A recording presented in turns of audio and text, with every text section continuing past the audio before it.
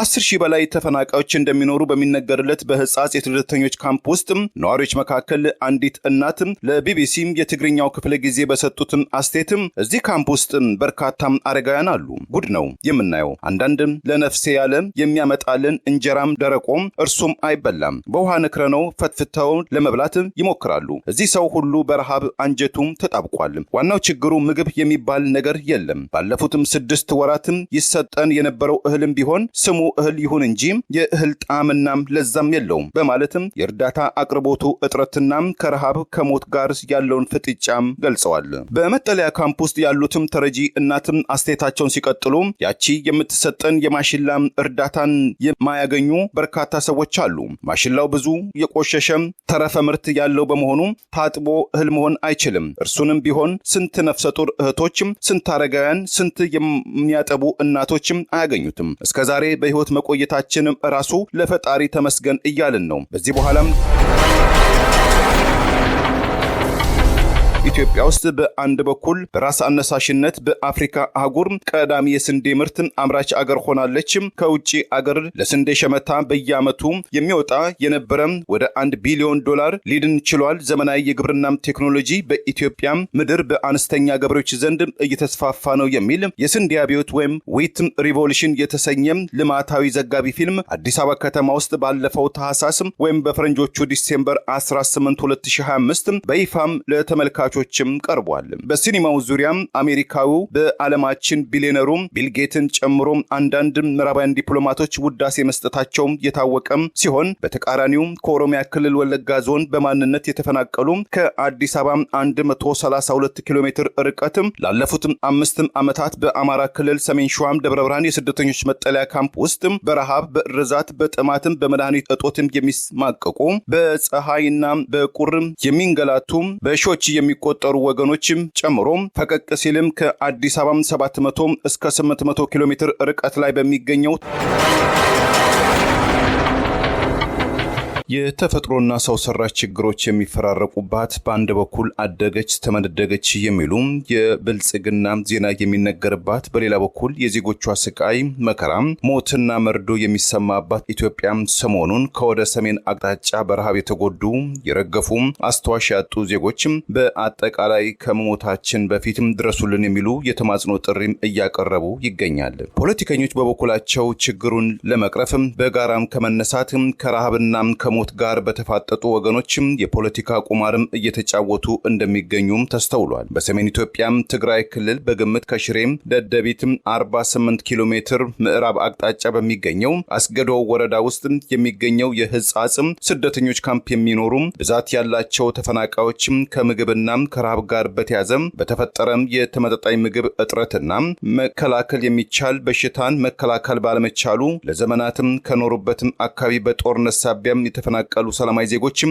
እየሞቱ ይገኛሉ ተብሏል። የትግራይ ዓለም አቀፋዊ ምሁራንና ባለሙያዎች ማህበር በእንግሊዝኛው ግሎባል ሶሳይቲ ኦፍ ትግራይ ስኮላርስ ኤንድ ፕሮፌሽናልስ የተለያዩ የፖለቲካ ፓርቲዎችና የማህበራዊ አንቂ ቡድኖች ለተባበሩት መንግስታት ድርጅት ለሰብአዊ ተቋማትና ለጋሽ መንግስታት ባወጧቸው መግለጫዎች በህጻጽና በሌሎችም ካምፖች የሚገኙ ከ1700 በላይ የአገር ውስጥ ተፈናቃዮች ብርቱ የረሃብ አደጋና የመድኃኒት እጥረትም አንዣቧቸዋል፣ ሞትም እየጎበኛቸው ይገኛልም ብለዋል። አንድ የክልሉ መገናኛ ብዙሃን እንደዘገበው ካለፈው ሐምሌ ወይም ከፈረንጆቹ ጁላይ 2025 የአውሮፓ አቆጣጠር ጀምሮ በተፈጠረው የምግብ እጥረትም በትንሹ 50 ሰዎች ሞተዋል። ወደ 1700 የሚጠጉ ወገኖችም ህይወታቸው በከፍተኛ አስጊ ደረጃ ውስጥም ወድቋልም ብሏል። አዛውንቶችም ሴቶችና ህፃናት በዋነኛነትም ለችግሩ ተጋላጭ በሆኑበትም የህጻጽ ተፈናቃዮችም ካምፕም ለመገናኛ ብዙሃን በሰጡት አንድ እማኝ የተቆራረጠም ከወር አንዴ የሚሰፈርላቸው ጥራጥሬ ላይ ግማሹን በመሸጥም ለወፍጮ ቤት ወጪና ለሌሎችም መሰረታዊ ፍላጎቶች ለመሸፈኛም ስለሚያውሉትም ወራሂው ጥራጥሬን ከወደ አፋቸው ለመክተትም የሚናፍቁ ረሃብተኛም ተፈናቃይ ወገኖች በተለይ ህፃናትና አዛውንቶችም የህክምና ችግር ያለባቸው ተፈናቃዮችም የተሰፈረላቸውን ጥራጥሬ በቅጡም ሊቆረጥሙ አፋቸው ሊያላምጥም አንጀታቸው ሊያዋህድም አለመቻሉን በሐዘኔታም ገልጸዋል። ህዝባዊ ወያኔ ሓርነት ትግራይ ህወሓት የ4 ኪሎም ስልጣን በያዘ ማግስት የትግራይ ክልል አካል ባደረገው ነገር ግን ቀደም ሲል በአማራ ክልል ግዛትነት ውስጥ የነበረው ዛሬም ባልተቋጨ ይገባኛል ፍጥጫ ያለበት ህወሓት ምዕራብ ትግራይ ብሎ በሚጠራው አካባቢ አስተዳዳሪ የሆኑት አቶ ግደይ አዘነው ወቅታዊ የሰብአዊ ቀውስን በተመለከተ በሰጡት አስተያየት ካለፈው የፈረንጆቹ 2020 ማለትም ከ5 ዓመት ወዲህ በመጠለያ ካምፕ ውስጥ የነበሩ ከ300 በላይ ተፈናቃዮች ከመድኃኒት ከምግብ እጥረት ጋር በተያያዘ ህይወታቸውን አጥተዋል። በቅርቡ ከ50 በላይ ተፈናቃዮች በረሃብና በጠኔ ሳቢያ በሞት ተለይተውናል ብለዋል። የትግራይ ዓለም አቀፋዊ ምሁራን ማህበር ለተባበሩት መንግስታት በዶክተር ቴዎድሮስ አድሃኖም ለሚመራው የዓለም አቀፉ ጤና ድርጅት በእንግሊዝኛው ምህጻረ ቃል WHO ለዓለም አቀፉ የቀይ መስቀል ለአውሮፓ ህብረት ለአፍሪካ ህብረት የድረሱልን በማለት ባወጣው መግለጫ ከወላጆቻቸው የተነጠሉ ህፃናት፣ ነፍሰ ጡር እናቶች፣ አዛውንቶች፣ ልዩ ድጋፍ የሚያሻቸው ሰዎችና ስር የሰደደ ህመም ያለባቸው ተፈናቃይ ወገኖች በረሃብ በተመጣጣኝ ምግብ እጥረትና በቀላሉ ሊድን በሚቻል ህመም ምክንያት በርካታ ዜጎች በየቀኑ እየሞቱ እንደሚገኙ በመስክ ላይ የተካሄዱ ሪፖርቶችና ከስፍራው እየወጡ የሚገኙ ያላቸው ምስሎችን በዋቢነትም አጣቅሷል። የዛሬ 3 ዓመት በፌዴራል መንግስቱ እና በህወሓት መካከል በደቡብ አፍሪካ ፕሪቶሪያ ከተማ ውስጥ የተፈረመው የሰላም ስምምነት ሙሉ በሙሉ ተግባራዊ እንዲሆን የጠየቀው የትግራይ ዓለም አቀፍ ምሁራንና ፕሮፌሽናል ማህበር በደም አፋሳሹ የሰሜን ኢትዮጵያ ጦርነት ምክንያት ቀያቸውን ለቀው በአገር ውስጥ የተፈናቀሉ ወደ ጎረቤት ሱዳንም የተሰደዱ ተጋሮች ወደ ቀያቸው በሰላምና ክብራቸውን በጠበቀ መልኩ እንዲመለሱ በማድረግ ረገድ ቀጠናዊና ዓለም አቀፋዊ ተቋማት ሁሉንም ፖለቲካዊና ዲፕሎማሲያዊ ጫናዎችን እንዲያሳርፉ የዓለም አቀፉ የትግራይ ምሁራንና ፕሮፌሽናል ማህበርም ተማጽኖን አቅርቧል።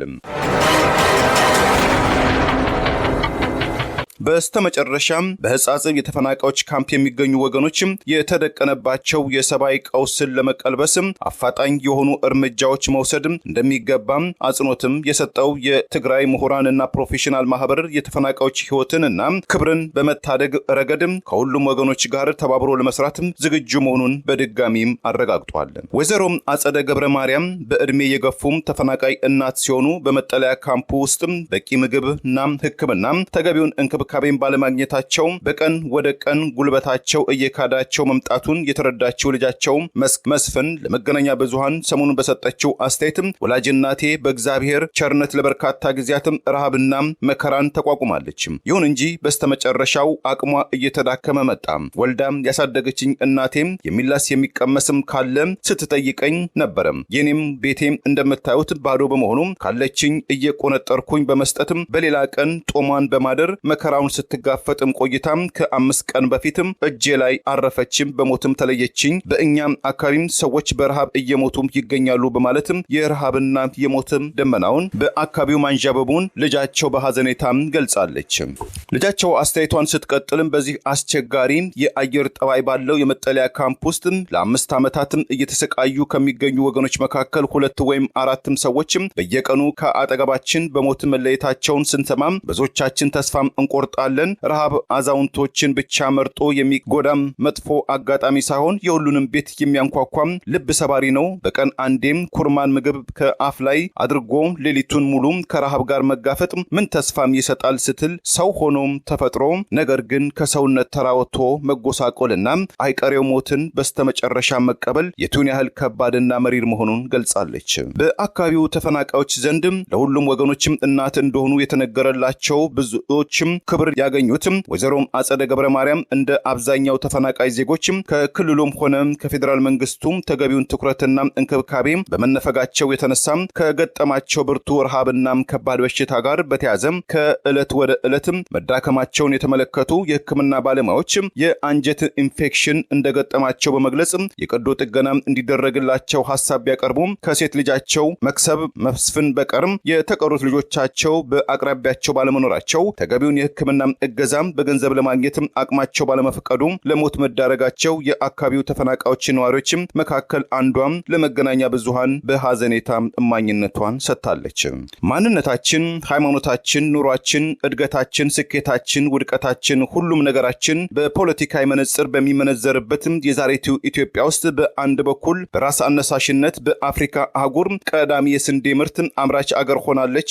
ከውጪ አገር ለስንዴ ሸመታ በየዓመቱ የሚወጣ የነበረ ወደ $1 ቢሊዮን ሊድን ችሏል። ዘመናዊ የግብርና ቴክኖሎጂ በኢትዮጵያ ምድር በአነስተኛ ገበሬዎች ዘንድ እየተስፋፋ ነው የሚል የስንዴ አብዮት ወይም ዊት ሪቮሉሽን የተሰኘ ልማታዊ ዘጋቢ ፊልም አዲስ አበባ ከተማ ውስጥ ባለፈው ታህሳስ ወይም በፈረንጆቹ ዲሴምበር 18 2025 በይፋም ለተመልካቾችም ቀርቧል። በሲኒማው ዙሪያ አሜሪካዊው በዓለማችን ቢሊዮነሩ ቢል ጌትን ጨምሮ አንዳንድ ምዕራባውያን ዲፕሎማቶች ውዳሴ መስጠታቸው የታወቀ ሲሆን በተቃራኒው ከኦሮሚያ ክልል ወለጋ ዞን በማንነት የተፈናቀሉ ከአዲስ አበባ 132 ኪሎ ሜትር ርቀት ላለፉት 5 ዓመታት በአማራ ክልል ሰሜን ሸዋ ደብረ ብርሃን የስደተኞች መጠለያ ካምፕ ውስጥ በረሃብ በርዛት በጥማት በመድኃኒት እጦት የሚስማቀቁ በፀሐይና በቁር የሚንገላቱ በሺዎች የሚቆጠሩ ወገኖች ጨምሮ ፈቀቅ ሲልም ከአዲስ አበባ 700 እስከ 800 ኪሎ ሜትር ርቀት ላይ በሚገኘው ትግራይ ክልል ሽሬ አካባቢ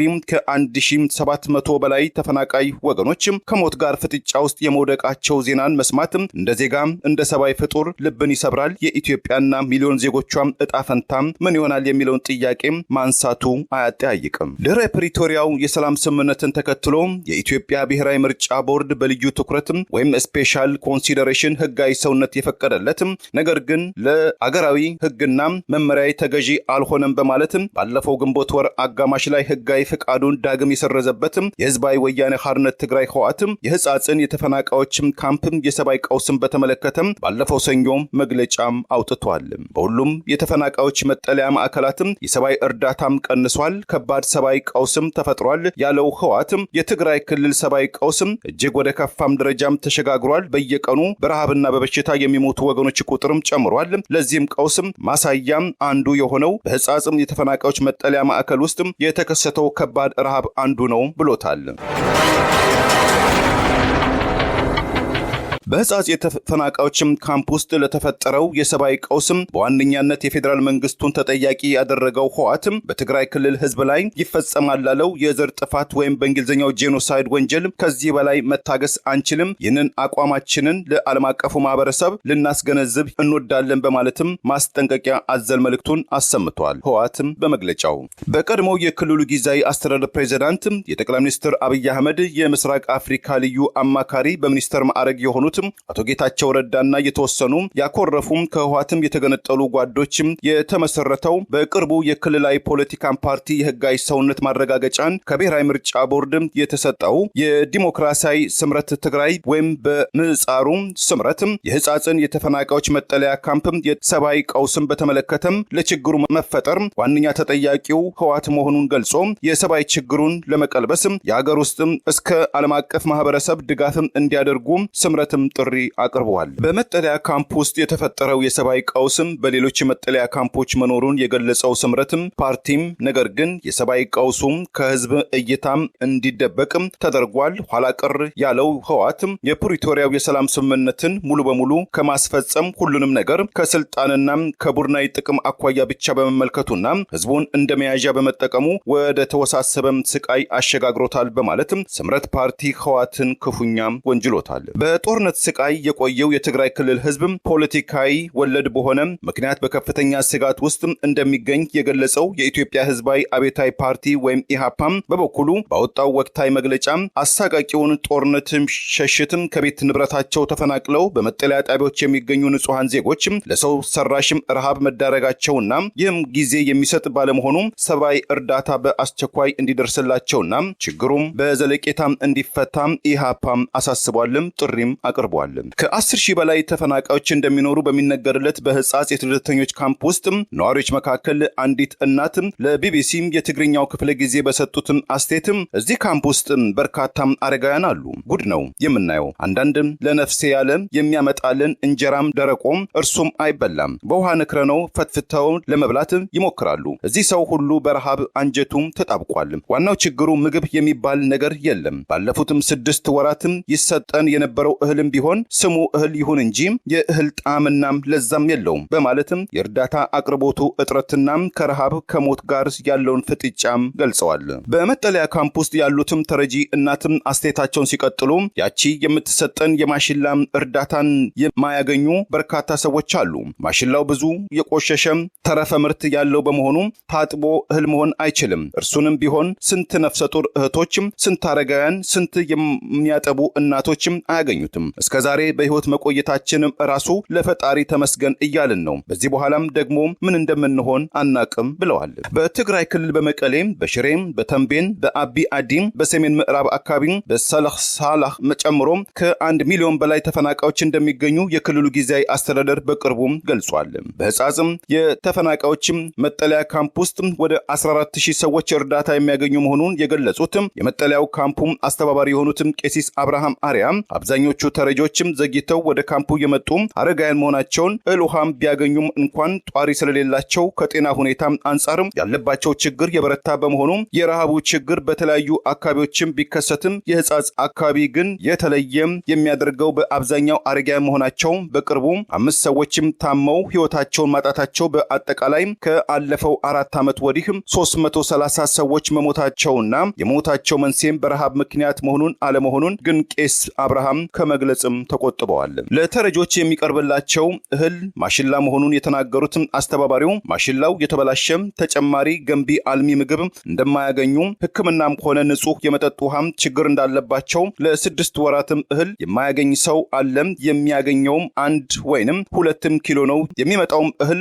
ጥራትን የጎደለው ነው። እህሉም እንኳንስ የሰው ልጅ ቀርቶ አይጥም ብትሆን የምትበላው አይደለም፣ እባካችሁም ድረሱልን ብለን ጥሪ ብናቀርብም የሚሰማን የሚረዳን ወገን አላገኘንም፣ አካል የለም በማለትም አሁናዊ የህጻጽም የተፈናቃዮችም ካምፕን ሰብአዊና ኢኮኖሚያዊ ቀውስን ገልጸውታል። የትግራይ ሲቪክ ማህበራት ህብረትም ጥምረትም ስራ አስኪያጅ ዶክተር ይካሎ ወልዱም በክልሉ 90 የሚጠጉ የስደተኞች መጠለያ ጣቢያዎች መኖራቸውን ገልጸው ከ14000 እስከ 16000 የሚገመቱ ተፈናቃዮች እንደሚኖርበት የሚገመተው የህጻጽ መጠለያ ካምፕ ከፍተኛ የምግብ እጥረት እንዳለበትም የገለጹት አስተባባሪው በርካታ ቁጥር ያላቸው መንግስታዊ ያልሆኑ ወይም ኤንጂኦዎች ከክልሉ ለቀው እየወጡ መሆናቸው ችግሩን እንዳባባሰው ገልጸዋል። በክልሉ ለሚገኙ ተፈናቃዮች የሰብአዊ እርዳታ ድርጅቶችና መንግስትም ከሚያደርገው ድጋፍም የበለጠ ማህበረሰቡ የሚሰጠው ይበልጣልም ሲሉም ተደምጠዋል። ቀደም ሲል ከኤርትራ ለመጡ ስደተኞች ማቆያ ስፍራ የነበረው ከደም አፋሳሹ የሰሜን ኢትዮጵያ ጦርነት ጋር በተያያዘ ኤርትራውያን ስደተኞች አካባቢውን ለቀው በመሸሻቸው በምትኩ የአገር ውስጥ ተፈናቃዮች መጠለያ የሆነው የህጻጽ ተፈናቃዮች ካምፕ ውስጥ በአማራ ክልል በደብረ ብርሃን ከተማ በወሎ ግዛትም ጃራም የተፈናቃዮች ጣቢያም የተከሰተው አሳዛኝ ልብ ሰባሪ የሆነ ሰውነታቸው በረሃብ በሽታም መንምኖ ቆዳቸውና አጥንታቸው የተጣበቀ መላወስም ክዷቸው ከአልጋ ላይ የወደቁ እናቶችም አረጋውያን እና ህፃናት ወገኖችን ጉዳይ የፖለቲካዊ አስተላለፍ አስተያየት መያዙም ቀጥሏል። አንዳንድ ወገኖችም በሰው ቁስል እንጨት ስደድበትም ከእኔ ወገን ያልሆነ የኔ አይደለም የሚል ከንቱና ርካሽ አስተያየትም ሲሰጡበት ማየትም ልብን ክፉኛም ይሰብራል። ኢትዮጵያዊነትም ሰብአዊነትም የቱ ጋር ነው የሚል ጥያቄን አስነስቷልም እያስነሳም ይገኛል።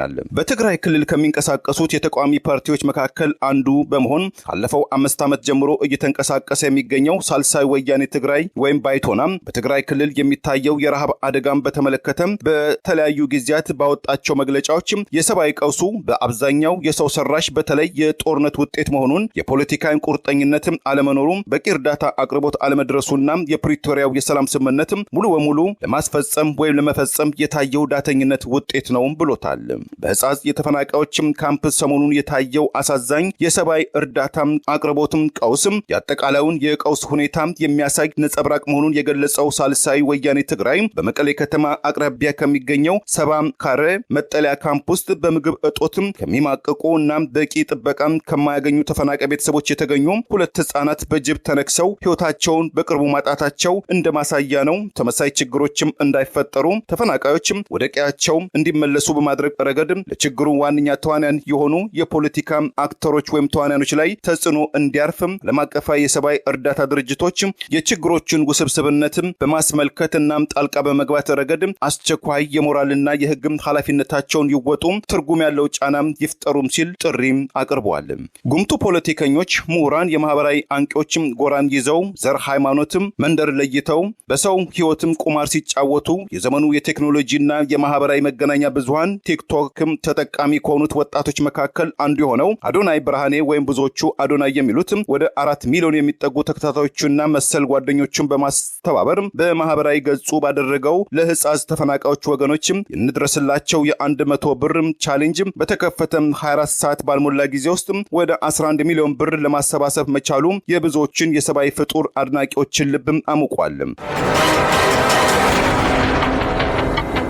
በተቃራኒው የፖለቲካና የብሔር ቋት ውስጥ የገቡ አንዳንድ ወገኖችም የተለያዩ አቃቂርም ሲያወጡ ማስጠንቀቂያም አዘል አይነትም መልእክቶችም ሲያስተላልፉ ተስተውሏልም አስተዛዝበዋልም። በስሜት ተነሳስቶም ለወገኖቹ በኩሉን እገዛ ለማድረግ የጣረው ወጣት አዶናይ የተሰበሰበውን ገንዘብ በጥሬም ሳይሆን በአይነትም አስፈላጊ የሰብአዊ እና መሰረታዊ ዕቃዎችን ለተጎጂዎች ለማከፋፈልና ለመርዳትም እቅድ እንዳለው በመግለጽም እርዳታውን ለለገሱ ወገኖችም አመስግኖ በተመሳሳይ ሁኔታም ታኩር የተባለው ወጣትም ቲክቶከር በሰሜን ሸዋ ደብረ ብርሃን የተፈናቀሉ ወገኖችም ካምፕ ውስጥም ተገኝቶ የችግረኞች ወገኖችን ችግር መቅረፍ ባይችልም አይዟችሁ እንደርስላችኋለን የሚል ወገናዊ እገዛም ማድረጉ በማህበራዊ ትስስር ከተሰራጩ መረጃዎችም ለማወቅም ተችሏል። ብዙዎችን ዝምታን በመረጡበትም አሊያም ፖለቲካዊና ጎጣዊ አስተያየትም በስፋት በተጫጫነባቸው በዚህ አስተዛዛቢ ወቅትም ጋዜጠኛ መቅደስም ደበሳይ በማህበራዊ ትስስር ኢንስታግራም ገጿ ላይ መንግስትም የሃይማኖት ተቋማት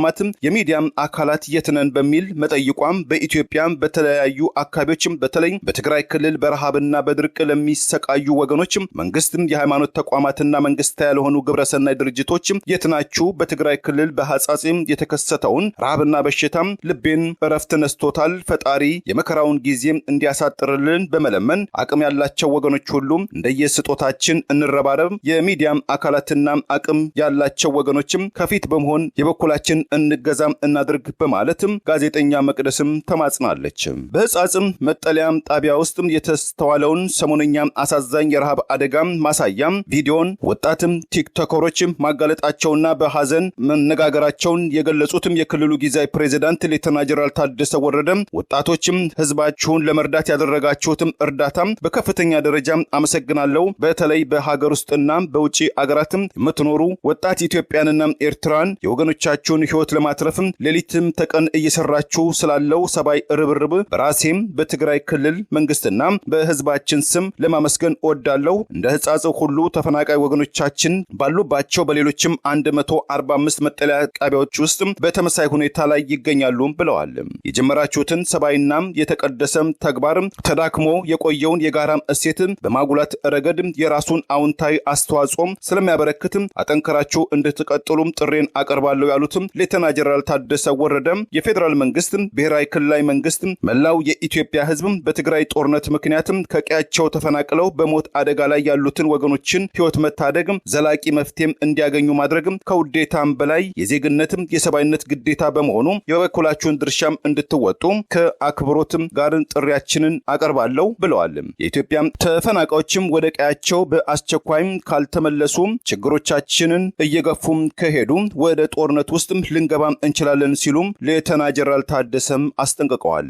የኢትዮጵያ አደጋ ስጋት አመራር ኮሚሽን በበኩሉ በህጻጽም ጊዜያዊ መጠለያ ጣቢያ የሚገኙ ተፈናቃይ ወገኖችም በተመለከተ ባወጣው መግለጫ ዓመቱን ሙሉ ድጋፍ ሲደረግላቸው መቆየቱን ገልጾ ከመስከረም ወር 2018 ዓ.ም እስከ ታህሳስ 2018 ዓ.ም ድረስ የተሟላ ያልተቋረጠ ያለውን የምግብ የሰብአዊ ድጋፍ እየተደረገላቸው ነው። በተለይ የማህበራዊ ትስስር ገጾችም ሰሞኑን ያሰራጩት መረጃዎችም የተሳሳቱና አጠቃላይ የተፈናቃዮችን አሁናዊ ሁኔታ የሚገልጹ አይደለም በማለትም ምላሽም ሰጥቷል። ግራም ነፈሰ ቀኝ እገሌም ዓለም እንቶኔም አስተባበለም በኢትዮጵያ ውስጥ አይን ያወጣ ረሃብ፣ የሰብአዊ እርዳታ፣ የመፈናቀል ችግሮች ለመኖሩ ከተጎጆች በላይ ማንም ሊናገር ሊመሰክርም አይችልም። የረሃብ ጉንፋን ሲስሉ ወገኖቼን አይቼም የሚለውን ያም ዘመን ተሻጋሪ ዘፈንን ዛሬም እንዳንደግመው የሚሉ በርካታ አስተያየቶችም እየተንሸራሸሩ ይገኛል። ለብር ራዲዮ ለተጠናቀረው ታምሩ ገዳ ነኝ። ቸርን ሰንብት። መልካሙን ሁሉ ያሰማን።